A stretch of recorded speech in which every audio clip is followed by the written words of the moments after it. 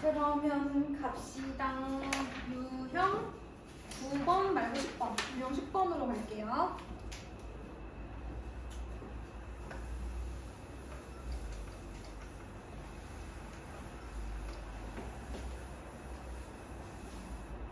유형 10번으로 가시면 229번 확률의 기본 성질에 대한 얘기입니다. 모든 확률은 0 이상 1 이하고요. 6건의 확률은 1 마이너스 사건 A가 일어날 확률이다. 그 다음에 우리가 표본 공간이라고 하는 게 사실은 전체 경우의 수잖아요. 그래서 표본 공간이 일어날 사건의 확률은 우리가 이제 1이다. 표본 공간을 S라고 했을 때 S의 확률은 1이다. 이런 얘기 했었고요. 아무것도 일어나지 않는 공집합. 그쵸? 아무것도 일어나지 않는 공집합의 확률은 0이다. 이런 얘기를 했었습니다. 자, 그러면 229번의 기억 보니까 어떤 사건의 확률, 표본 공간 S 안에 들어가는 어떤 두 사건 A, B가 있을 때 A가 일어날 확률은 당연히 0 이상 1 이하다. 이렇게 얘기를 할 수가 있겠죠. 자, 그 다음에 니은 한번 보도록 할게요. 얘가 무슨 얘기를 했냐면 사건 A가 일어날 확률과 사건 B가 일어날 확률은 무조건 1 이상이냐 이렇게 물어봤어요. 아닐 수도 있죠. 그쵸? 아닐 수 있습니다. 예를 들어서 그러니까 반례만 있으면 되는 거잖아. 물론 이런 경우도 있겠지만 이걸 반대로 얘기할 수 있는 반례가 존재한다면 이 명제는 참이 아니죠.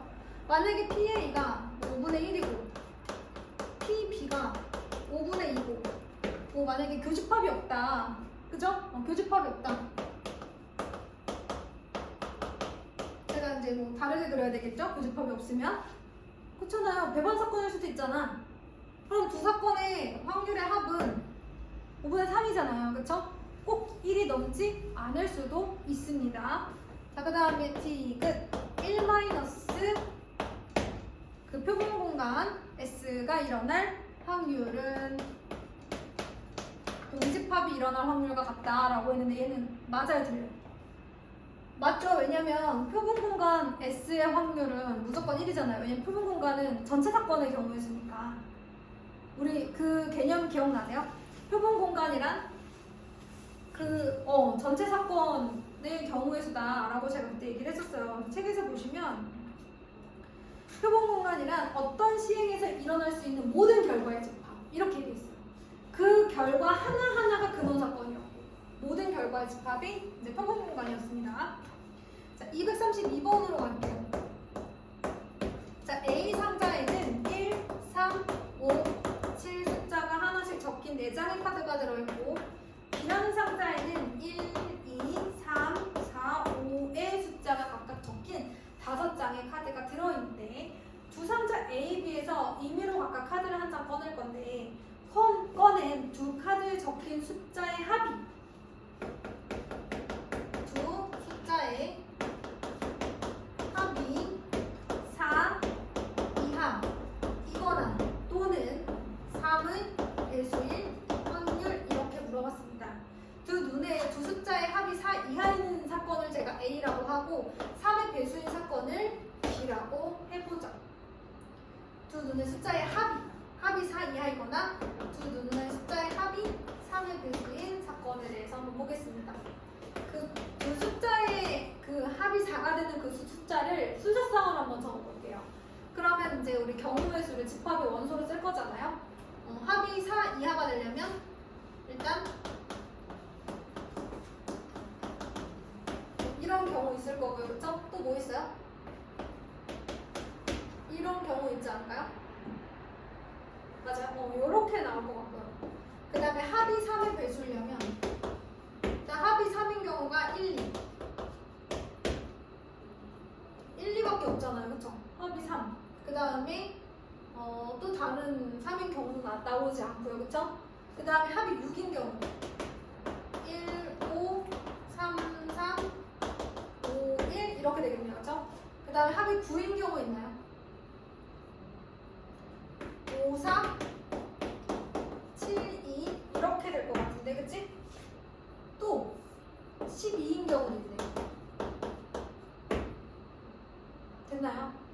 그렇다면 이렇게 얘기를 해보자. 합이 4이거나 그 다음에 3의 배수 1 확률 뭐 이렇게 얘기를 했는데 공통인 게 있나요, 여러분? 공통인 거? 1, 2가 있네. 나머지는 보이진 않네요, 그쵸? 공통인 게 지금 하나 있는 걸로 보여요. 그럼 일단 전체 경우의 수 중 표본 공간의 경우의 수는 몇 가지가 되나요? 요 4개 중에 하나를 뽑고 요 5개 중에 하나를 뽑는 거 아니에요? 그러면 저 4개 중에 하나를 뽑는 경우의 수 곱하기 5개 중에 하나를 뽑는 경우의 수니까 20가지죠. 그러면 사건 A가 일어날 확률, 우리는 이제 A 또는 B가 일어날 확률에 사건의 확률을 구해야 되기 때문에 A 더하기 B가 일어날 확률에서 마치 교집합 하듯이, 아니 저기 합집합 하듯이, 미안해요. 합집합 하듯이. 합집합의 확률이잖아요. 합집합의 원소의 개수를 전체 경우의 수로 나눈 거예요. 그럼 마찬가지로 경우의 수 구하는 공식에서 다 전체 표본 공간의 원소의 개수로 나눈 거죠. 자, 무슨 말인지 알겠어요? 원래는 너네 합집합의 원소의 개수 어떻게 구했어? 이렇게 구하지 않아? 이게 원래 원소의 개수 구하는 공식이잖아. 여기서 이걸 전체적으로 표본 공간의 원소의 개수, 즉 NS로 다 나눠준 거 아니야? 확률이 전체 경우의 수분의 특정 사건이 일어날 경우의 수가 확률이잖아. 전체 경우의 수분의 특정 사건이 일어날 경우의 수가 되는 거지.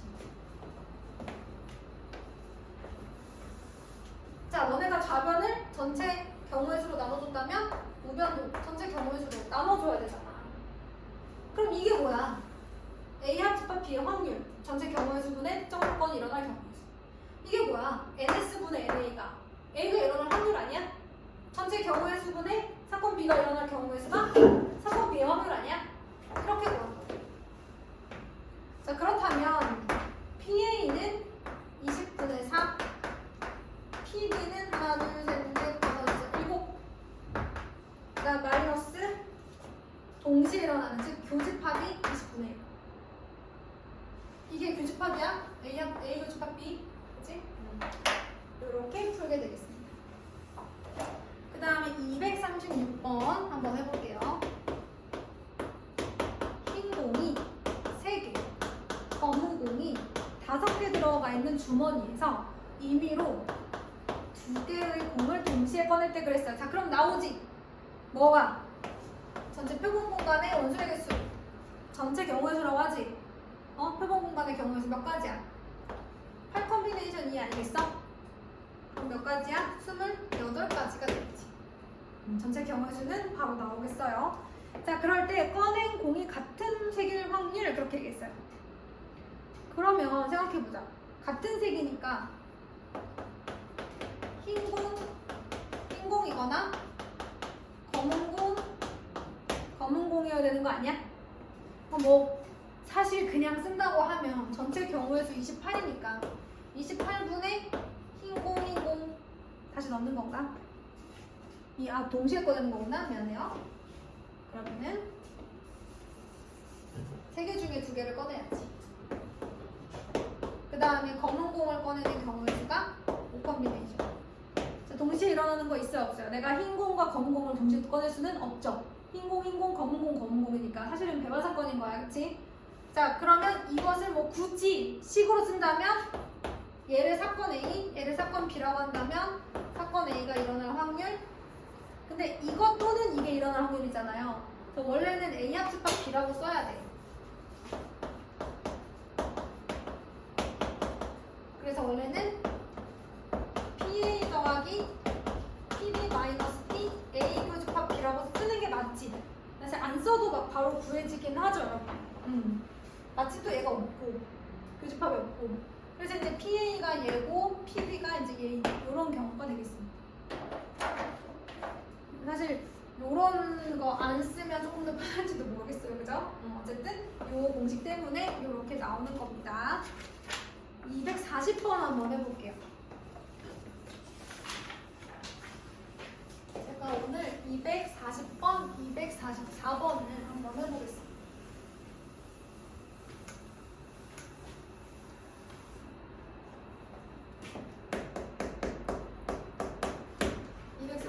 보면 표본 공간이 S인 두 사건 A, B에 대하여 이런 얘기가 나와있어요, 여러분. 자, P, A가 3분의 1이고요. P, B는 2분의 1인데요. 어머나, 여러분, A 교집합 B의 여집합이 거기 나와 있어요. 제가 뭘 이렇게 바꾼 거예요? A의 여집합, 합집합, B의 여집합을 드모르간의 법칙으로 바꿔준 겁니다. 드모르간의 법칙. 여러분, 이거 풀면 얘 나오는 거 맞지 않아요? 거꾸로 여집합으로 묶어낼 수도 있어야 됩니다. 이게 드모르간의 법칙이에요. 고등학교 1학년 수학 하. 자, 그러면 뭔가의 여집합이 6분의 5라고 그랬어. 그러면 A 교집합 B는 얼마겠어? 1 마이너스 여집합이지 뭐지? 6분의 1이 교집합의 원소, 저기 확률이죠. 즉 A와 B가 동시에 일어날 확률이 6분의 1. 두 사건에 동시에 발을 걸치고 있는 원소 전체 경우의 수분의 그 원소의 개수가 6분의 1의 확률을 가진다는 거예요. 자, 그러면 다 했죠? 그럼 어때요? 그냥 그거 집합 구하는 거랑 똑같지 않아요? 왜? 집합을 표본 공간의 원소의 개수, 즉 전체 경우의 수로 나눈 것이 확률이기 때문에 그렇다. 제가 계속 얘기하고 있는 거예요. 이제 풀 수 있겠죠, 여러분? 제가 좀 말이 빠른가요?